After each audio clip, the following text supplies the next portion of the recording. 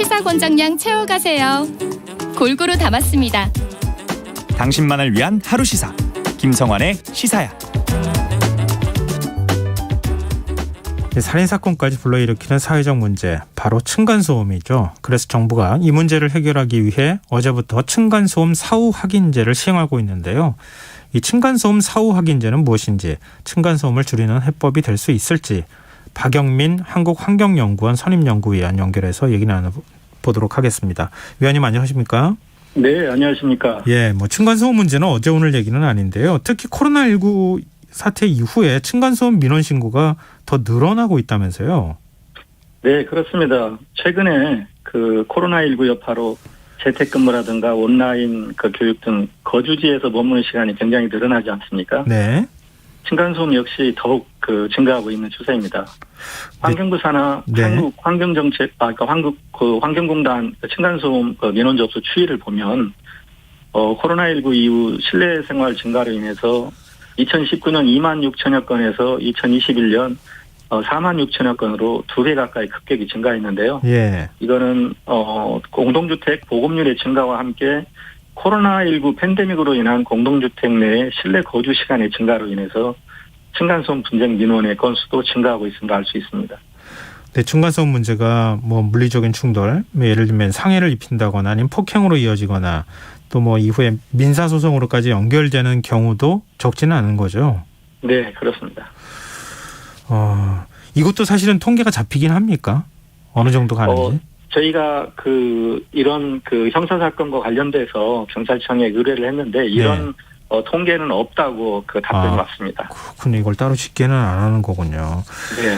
네, 정부가 층간소음 사후 확인제라는 대책을 내놨고 어제부터 시행에 들어갔다, 이런 뉴스가 지금 나오고 있는데요. 이 층간소음 사후 확인제가 뭔지 설명을 좀 부탁드립니다. 예, 전체 공동주택 아파트 세대 중에서 네. 정부가 2 내지 5%를 무작위로 선정을 해가지고 바닥 충격음 성능 차단 성능을 측정하도록 의무화하는 그런 제도입니다. 네.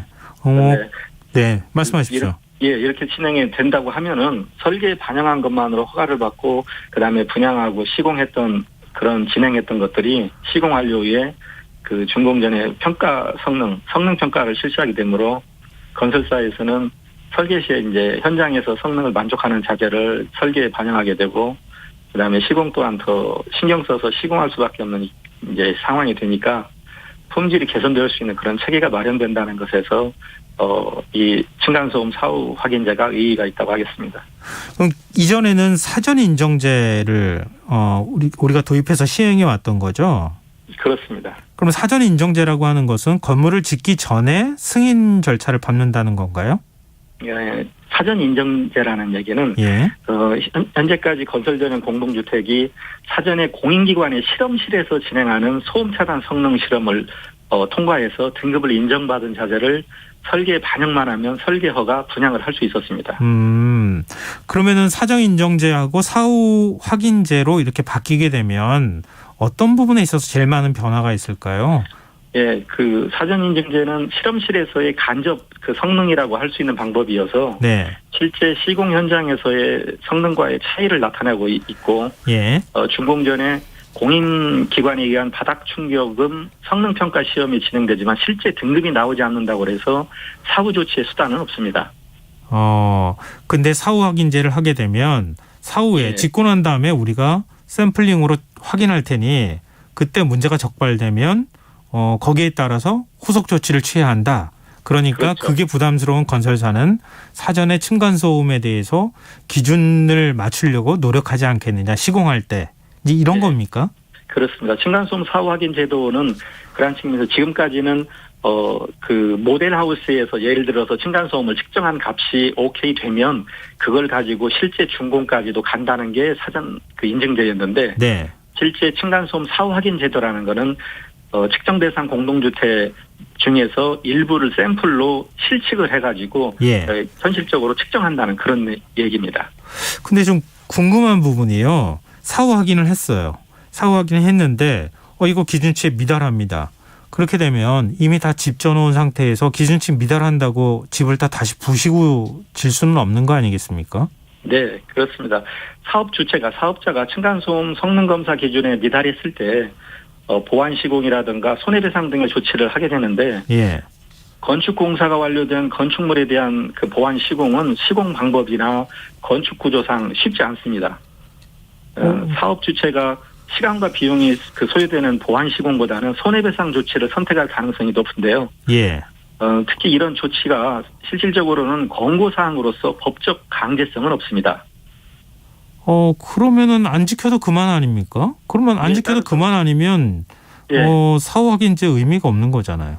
예, 따라서 실제 건설업계에서는 개선 권고사항을 이행하지 않더라도 예. 페널티가 따르지 않습니다. 따라서 층간소음의 저감 효과가 미미할 수밖에 없는 겁니다. 아니 그러니까 이렇게 하면 준공허가를 안 내준다거나 아니면 좀 다른 방식으로 뭔가 강제적인 수단이 있어야 되지 않겠습니까? 그래야 지킬 거 아니겠습니까? 그렇죠. 지금 그 강제성이 없어서 이런 제도의 문제가 층간소음 저감 효과가 크지 않다는 문제가 지금 제기되어 왔는데요. 예. 국토교통부 입장은 시공 전에 바닥 충격음 차당 성능을 검증하기 위해서 바닥 충격음 성능 검사를 도입을 하고 제도에 이제 시행을 한다는 그런 의미로 이게 의미가 있다라고 얘기는 합니다만은 네. 실질적으로 층간소음이 발생하는 원인이 시공상의 문제에 있고 이미 완공된 건축물을 보완 시공한다든가 하는 것은 현실적으로 굉장히 어려운 부분이 있습니다. 예, 그래서 마감이 완료된 이후에 준공 전에 성능 검사를 하는 것이 아닌 실내 바닥 마감 전에 완충제 시공하고 바닥 마감 몰탈 공사 완료 후에 성능 검사를 실시해서 성능을 만족하지 못하더라도 보완할 수 있는 성능 검사 시기를 마련해야 하는 겁니다. 근데 바닥 충격음 차단 성능을 측정하는 조사 방식도 허술하다고 하더라고요. 이건 네, 어떤 그렇죠. 얘기입니까? 예, 바닥 충격음 성능 검사의 대상이 공동주택의 평형 유형이라든가 면적 등을 고려해서 전체 공동주택 세대 수 중에서 2 내지 5%를 무작위 방식으로 추출하게 됩니다. 예. 그런데 동일한 평면하고 위치에서도 성능 검사 결과가 다르게 나타날 수 있다는 점에서 성능 검사의 대상 선정이라든가 그런 방법들에 대해서 굉장히 많은 문제점들이 있어서 사실은 전문 학술 기관이라든가 전문 기관에 그런 의견들을 수렴해야 하는데 그런 방법들이 구체적으로 논의된 거는 없습니다. 그러면은 구체적인 시행 규칙이나 이런 게 없습니까? 네, 구체적인 게 없습니다. 아니 근데 정부는 그동안에 이제 층간소음이 이렇게 심각하다는 건 뭐 다 알고 있을 것 같고요. 결국 살인 사건까지 발생하기도 하는 이런 이제 상황이니까. 네. 근데 사후 확인제를 도입을 하는데 왜 이런 방식으로 허술하게 도입을 한 겁니까? 사실은 층간소음 사후 확인제도 시행 시기가 2022년 8월 이후에 사업계획 승인 신청하는 공동주택을 대상으로 하고 있습니다. 네. 그러니까 지금 당장 올해 8월 4일에 준공하는 공동주택을 대상으로 층간소음을 측정하는 것은 아니고요. 예. 측정 대상 공동주택의 준공이 사실은 사업계획 승인을 신청하는 공동주택이 이후에 준공되니까 실질적으로는 5년 내지 3년 내지 5년 후쯤에 될 거라고 생각을 합니다. 네. 그 건설업계에서는 뭐라고 얘기합니까? 사실은 신축되는 공동주택에 대한 차단 성능에서 권고 기준이 미달할 때 개선 권고가 가능하지만 권고 이행 후에 평가가 없기 때문에 현실적으로 개선 권고에 대한 강제할 수단은 없습니다. 사실은 이와 같은 이제 층간소음의 기본적으로 원인을 얘기를 하면 예. 사실은 이 건설업계에서는 층간소음이 기본적으로 굉장히 많이 발생하는 이 벽식 구조를 선호를 하는데요. 네. 이 벽식 구조를 선호하는 이유는 사실은 시공할 때 기간이 공기가 단축이 되고 그다음에 굉장히 용이하게 건설할 수 있다는 그런 부분에서 그런 벽식 구조를 선호를 합니다. 그런데 근본적으로 사실은 층간소음을 해결하기 위해서는 이런 벽식 구조보다는 기둥식 라멘 구조로 법제화해서 근본적으로 층간소음을 원천적으로 해결할 수 있는 그런 방법을 찾아야겠습니다. 근데 지금 이제 새롭게 시행하는 이 제도가 아파트에만 적용되고 일반적으로 우리 빌라나 연립주택 이런 공동주택에는 적용이 안 되는 겁니까? 그 기준은 공동주택이라고 하는 건축 구조에서는 전부 적용이 됩니다. 아, 그러면 일반적으로 연립이나 이런 것들도 다 적용이 되는 거예요? 그러니까 건축법상 공동주택이라는 거와 그냥 그 우리가 일반적으로 얘기하는 뭐 연립이나 다가구 주택 중에서도 공동주택에 그 해당하는 경우가 있고 그 단독주택에 해당하는 그 건축법상의 구분이 다릅니다. 지금 이제 사후 확인제 외에도 다른 대책도 나올 예정이라고 하던데요. 예를 들면 네. 신축 아파트의 바닥 슬래브 두께를 지금보다 조금 더 높게 하거나 두껍게 하는 뭐 이런 방식 등이라고 하던데 어떤 내용들이 지금 검토 중에 있는 겁니까? 지원금이라든가 인센티브 제도는 사실은 건설사에 대한 정책적 지원 방안으로 알고 있습니다. 네, 층간소음 문제의 핵심은 사실은 동일한 설계 시방서임에도 불구하고 작업자의 숙련도라든가 시공 품질 관리에 따라서 층간소음 차단 성능이 달라질 수 있다는 데 있습니다. 따라서 그 준공시 현장의 모든 세대를 대상으로 해서 그 환경부 기준이라든가 그 국토부 기준의 층간소음 성능을 조사할 수 있는 방법을 연구를 해서 전수조사를 실시해서 시공 품질을 그 높이는 그런 방법으로 층간소음 차단 성능이 확보될 수 있도록 유도를 해야 합니다. 근데 말씀을 듣다 보니까요, 건설사 이게 눈치 본다고 해야 되나요? 아니면 건설사 입장을 너무 지나치게 많이 반영해 준 거 아닌가 그런 좀 의심이 드는데요. 결국은 아파트에 들어가서 살 사람들을 좀 우선해야 되지 않습니까?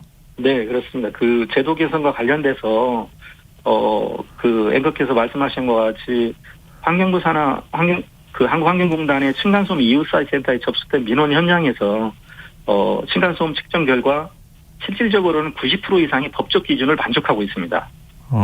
네. 그런데 그런 법적 기준이 시행된 2014년 이후에 층간소음에 관한 분쟁은 줄어들지 않고 증가되는 추세에 있으므로 그 기준이 합리적인지에 대한 그런 의문이 들고요. 그다음에 법적 기준이 현실을 반영하지 못하고 있는 거 아닌가라는 그런 의구심이 들어서 제도 개선에 대한 필요성이 절실하다고 보겠습니다. 일단 국회 차원에서 그 법 개정 논의는 있긴 있는 겁니까? 국회 차원에서 두어 번 정도의 그 층간소음과 관련된 그 규제와 관련된 그 트라이는 있었는데 예. 결국은 입법하는 그 과정에서 규제와 관련된 사항들이 전부 빠진 걸로 알고 있습니다. 그렇군요. 지금 말씀 듣다 보니까 해결해야 될 문제가 굉장히 많구나.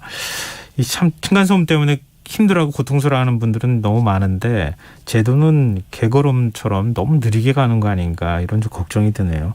네, 알겠습니다. 오늘 말씀 여기까지 듣겠습니다. 고맙습니다.